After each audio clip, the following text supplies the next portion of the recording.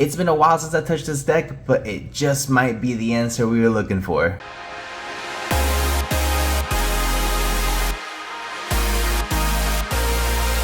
Yo, what is going on, you guys? BashtianYgo here, and today, guys, I'm gonna be coming at you with my updated branded Chimera deck profile for almost going on March, but towards the end of February 2024, guys. It has been a crazy year of the fire has absolutely taken over, not gonna lie, guys, but branded Chimera still holds a very special place in my heart. If you guys did not know, this is the first deck and only deck so far that we have topped with at a regional so far. If you guys have not checked out the deck profile, make sure you guys check it out. I'll go ahead and leave a card right here in the upper left or right hand side. You guys don't know, I really don't know which side these are on, but anyway, so I want to go ahead and get to talk to you guys about how the Chimera strategy has overall changed. For the most part, it's pretty similar to how it was before, so it's nothing too crazy, but I do want to go ahead and go over this with you guys. So we're gonna go ahead and get right on started, and at the end of the video, I was going to show you guys a quick combo to go ahead and summon out either King Tiger Wangu or the Anubis card, End of Anubis, at the very beginning of your opponent's turn. So the only real way to go ahead and finish this off, or to end this off where it might be, is going to be through Ghost Spell or a DD Crow on it. So that's something that's going to be really huge, of course, as well. So go ahead and get right into it, guys. We're going to start off with the main deck. I believe we play 43 cards in the main. Is going to be 40 cards in the main, or 42. It's around that number. I'm building a few decks. So we got 3 copies of Cornfield Quaddle. We got the 2 of them are the brand new super rares from OTS 24. Very nice. 3 copies of the Mirror Sword Knight, of course. 3 copies of the Gazelle. And then 2 copies of the Baphomet. So we don't want to really deviate too much from what we already have with the core here. I think this is going to be really good, really standard. Again, pretty much standard as from it was before. You don't want to play too many Baphomets because you end up bricking on it. Although I do understand the reasoning for wanting more, because you do tend to run through them pretty quickly as well. So let's go ahead and put that to the side. For the other cards, do play 1 copy of Master Tao because it is essential for the combo. I'm going to show you guys here again in just a little bit. 1 copy of the Emissary from the House of Wax. A crazy good card that actually provides a fun amount of, not fun amount, well, it is fun, but it provides a interesting interruption as well. When your opponent were to declare a battle, you just go ahead and summon this, and pretty much it ends your opponent's the rest of the turn because they can't use their face-up attack position monsters for like material, which is crazy good. A very undervalued card, but I think this card goes crazy right now, especially with so many things happening in main phase 2 as well. So we'll go ahead and get rid of that. For the illusion cards, we still play the 1 light hex sealed fusion. I think this is still really good to go into Albion for Dragoon. I think Dragoon is way too good a card to not play in the way you're playing a fusion deck, especially branded. Dragoon is just a really hard card to out regardless, but the fact that it can't be targeted, can't be destroyed, whatever it might be, it's just really hard to out unless you have an Underworld Goddess or they go for a Zelantis play. But if you hold Dragoon until they can go for one of those things, then you should be good to go from there. So that is going to be that. Put the light over there. We still play 2 copies of Fallen of Albaz, 2 copies of Aluber as well for the rest of the main deck engine, I guess, if you will. So 2 Fall of Albaz, there's a lot of times you're just not going to be shuffling this card back, so I'd rather go ahead and play 2 just to be safe. Also, going second, the card goes crazy. You just go ahead and super poly with whatever your opponent thinks they have, and you get to go from there. 2 copies of Aluber as well. You can play 1, but I think 2 is just good as well. I think in my regional topping deck profile, I played 1, but I opted for 2 this format as well.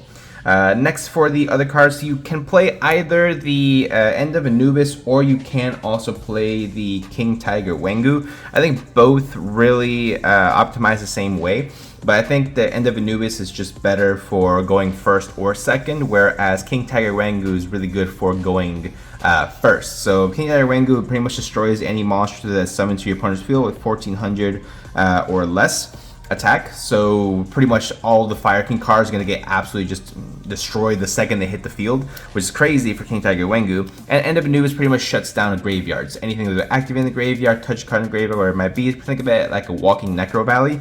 So End of Anubis is my preferred go-to card over King Tiger Wangu for that, just because it is good both going first and second. So put that over here. And yes, we choose the main deck, like I said, good for going first and second. Worst case scenario, you go second, you summon this guy out, and then your opponent, just can't do anything. What's it called?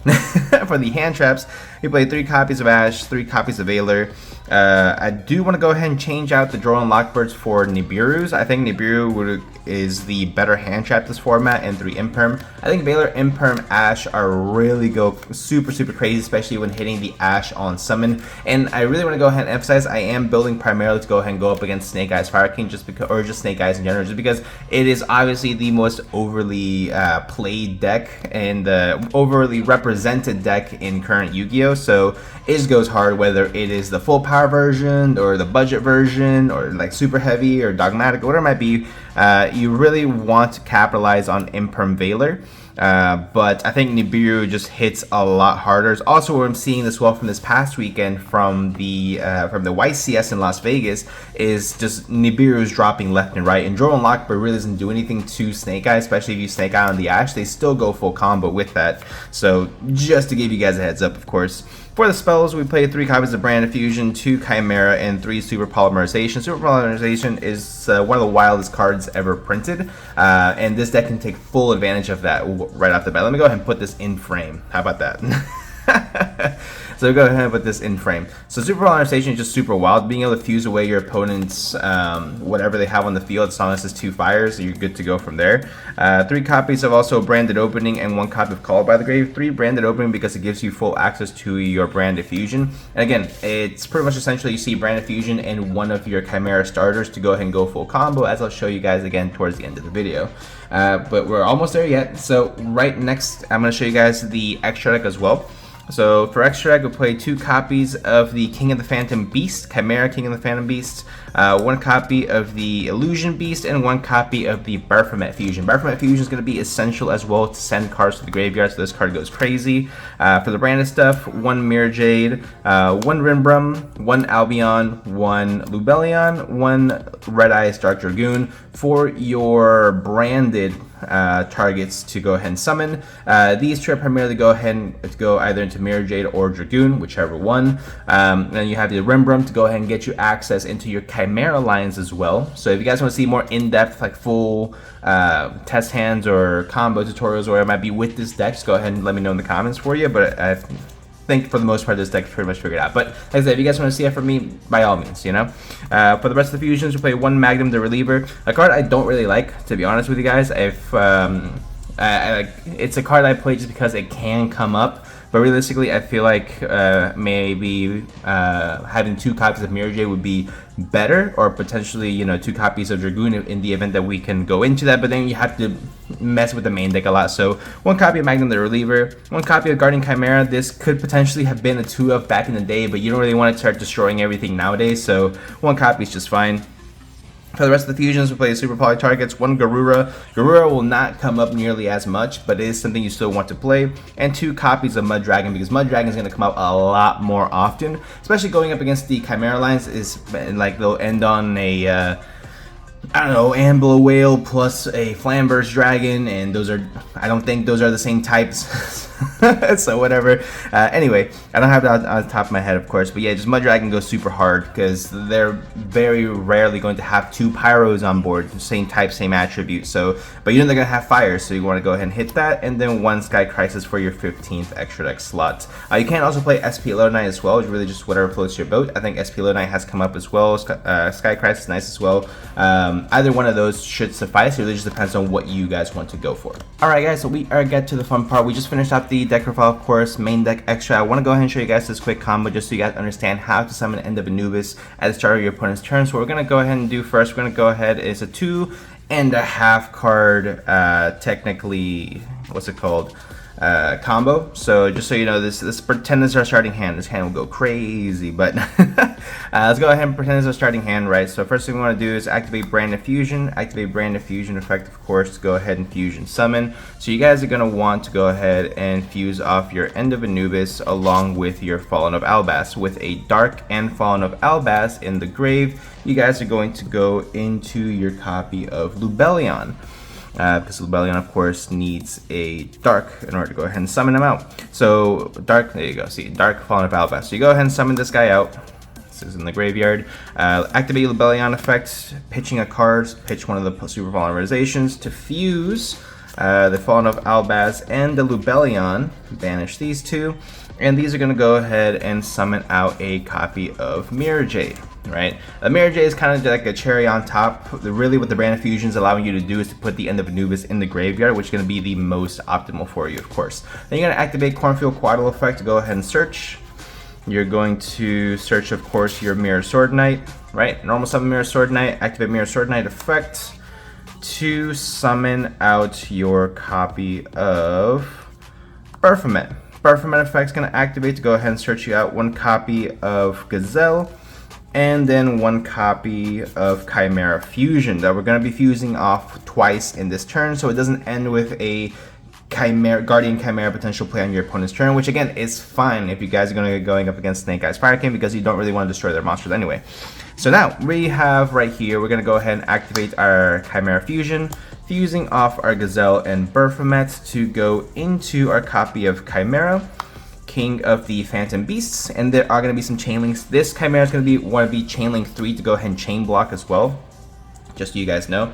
So we're going to go ahead and activate the Gazelle and the Big Wing Baphomet. So Big Wing Baphomet is going to allow you to do is this card sent to the graveyard as a fusion material. You can target an illusion monster in your graveyard and special summon it. So that's cool. We're going to go ahead and target out the Mirror Sword Knight to special summon itself to give you another fusion material for our next fusion summon. And then the Gazelle of King of Mythical Claws, what it's going to allow you to do is add an illusion monster from deck to your hand. So we activate chain link 1, 2, 3. Resolving, of course, during the end phase, you're going to go ahead and discard random card from your opponent's hand, special summon out the Mirror Sword Knight, and then Gazelle is going to allow you to search out your copy of the Emissary, giving you interruption on your opponent's turn already. So it's really, really good what we have right now. We're going to activate the Chimera Fusion's effect in the graveyard to go ahead and add it back to our hand because we do control the Chimera. Activate Chimera Fusion to go ahead and fuse our Chimera Fusion and our Mirror Sword Knights into our copy of the Baphomet. So Baphomet's on summon effect is going to then kick in to go ahead and send a card from our send a beast, fiend, or illusion monster from our deck to the grave. So we're gonna go ahead and activate that effect. So we're going to activate that effect to go ahead and send the Master Tau. Master Tau is then going to activate because it was sent to the graveyard. You can target an illusion monster in your graveyard except Master Tau and special summon it. So we're going to go ahead and do just that. Target the Mirror Sword Knight, special summon, and now we are in perfect position to go ahead and end our turn right there. So what we have right now, guys, just so you guys are aware, of course, we have the Mirror Jade effect. Also, if they get rid of the Mirror Jade, you destroy your opponent's entire turn during the end phase. You have the Baphomet, which is allowing you to get targeting negation with the copy of what's it called, the Quaddle in the graveyard as well. So you have that. The second they do anything, you activate Mirror Sword Knight, put this in the grave, special summon Baphomet to go ahead and get you follow-up from next turn, search you a Gazelle and Chimera Fusion. So you're already guaranteeing yourself follow-up as well. But the split second they say they don't have anything in the draw phase, what you guys will want to do is activate that Chimera, banish it, and then special summon out the End of Anubis. This is going to completely shut off their graveyard. Now you can wait to activate this if you will fear that they might have some type of targeting negation, whatever it might be. That's the only thing that is unfortunate here, is that this obviously shuts off your own graveyard, but this is a card they have to then respond to in order to go ahead and get around your plays. So right now you're ending up with, of course, Mirror Sword Knight then in the graveyard because you're activating its effect. Baphomet gets you Gazelle and Chimera Fusion. So what you're ending on right now, before your opponent really does anything at all, is you're going to be ending on full follow-up for next turn, right? You're going to be ending on turning off your all the graveyards, right? If they out this, you have a monster negate as well as targeting negation, and if they go battle phase, just go ahead and activate Emissary, special summon, and completely destroy their plan.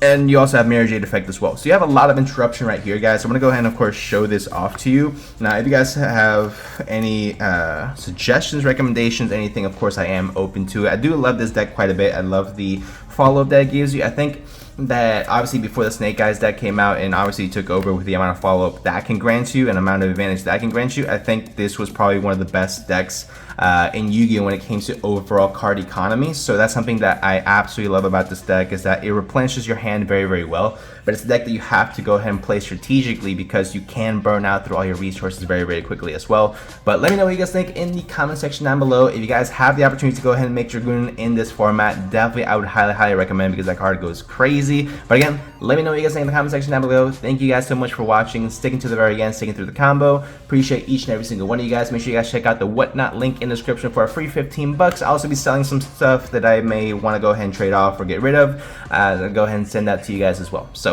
without further ado, hope you guys did enjoy. Make sure you guys leave a like, subscribe, and I'll see you in the next one.